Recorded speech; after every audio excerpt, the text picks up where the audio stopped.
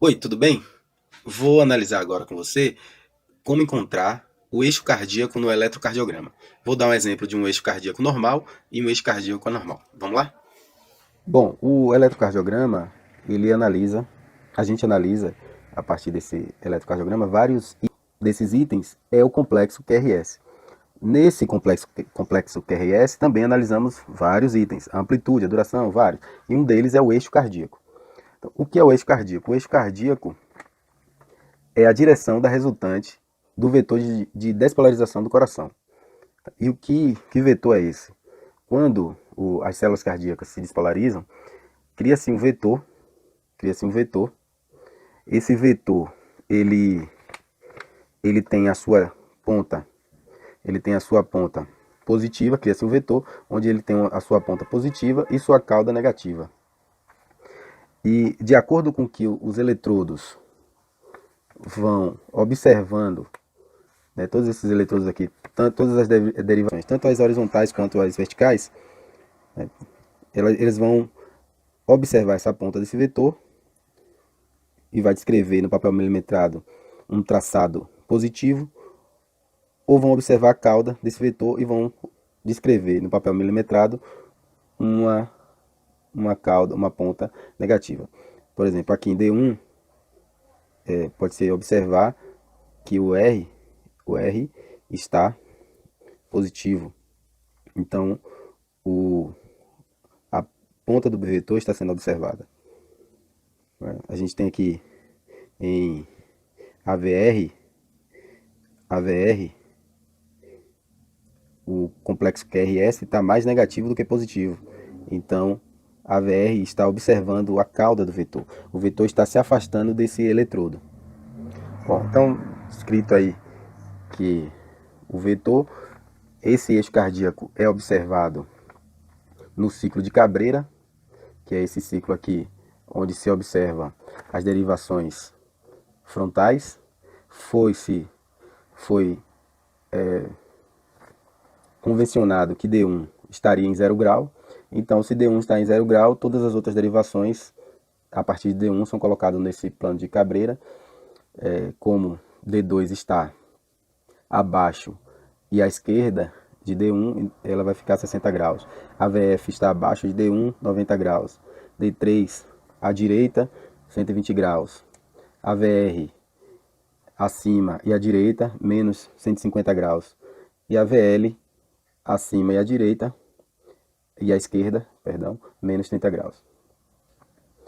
Então, a partir desse plano, pode se observar a direção da resultante do eixo cardíaco. Então, esse seria o plano normal de direção da resultante do vetor de despolarização. Então, segundo a definição, o plano normal pode variar de menos 30 a mais 90 graus, sendo que o mais comum é nessa região aqui. Então, como que a gente analisa no eletrocardiograma se esse vetor de despolarização está seguindo a direção correta ou não? Então, voltando lá aqui no plano de Cabrera, né, no ciclo de Cabrera, o vetor normal estaria entre D1 e AVF. Se D1 observar o vetor de despolarização se aproximando dele, ele vai observar a ponta do vetor e estará positivo no papel. Se a VF observar a ponta do vetor, vai estar positivo e vai descrever um complexo QRS positivo no papel. Então vamos analisar. Analisando aqui, D1, ela está mais positivo do que negativo. Então isso implica que o vetor está se aproximando de D1. Analisando a VF, também está mais positivo do que negativo. Então implica que o vetor de despolarização está se aproximando de AVF. Logo, de posse dessas duas informações, se voltarmos lá no ciclo de Cabrera, podemos dizer que se ele se aproxima de D1, ele pode estar de todo esse lado esquerdo do ciclo de Cabrera. Se ele se aproxima de AVF, ele também pode estar de todo esse lado inferior do ciclo de Cabrera. Fazendo a interseção entre as duas possibilidades de acontecimento no ciclo de Cabrera, o vetor de polarização estaria nessa área entre 0 e mais 90 graus. Já só com essa informação, percebemos que o eixo cardíaco está normal. Mas podemos fazer mais uma outra análise, que é a análise fina desse vetor. Se olharmos para o AVL, ele parece estar isodifásica, né? Algumas partes não. De qualquer forma, se ele está isodifásica, o vetor que está a 90 graus de AVL seria D2. Então, se ele está isodifásico em AVL, o vetor apontaria para D2. Então, também estaria no eixo normal. Porém, D2 pode ser positivo ou negativo. Então, vamos analisar. Se D2 estiver vendo a ponta do vetor, ele vai estar positivo. Se estiver vendo a cauda, vai estar negativo. Vamos lá, em D2. D2 está bem positivo. Então, demonstrando que o vetor está realmente em seu eixo normal.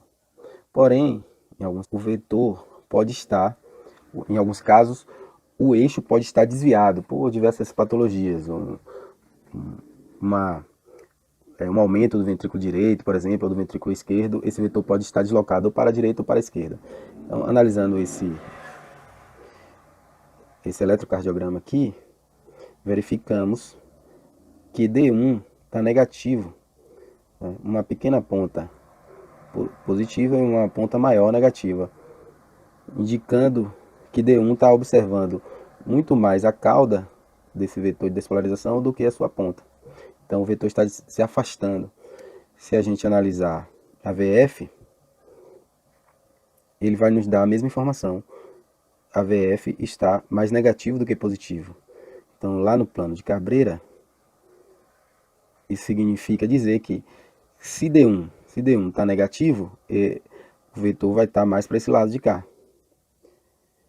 Se a VF está negativo, o vetor vai estar nessa parte de cima. Então, AVF negativo e D1 negativo, a interseção vai dar um vetor deslocado para a extrema direita. Então, esse vetor resultante desse último ECG que observamos vai estar deslocado o eixo para a extrema direita. Então, é isso que eu tinha que passar aqui para vocês hoje. Fiquem com Deus. Se tiver alguma dúvida, pode escrever aí, o que eu puder ajudar, estamos aqui.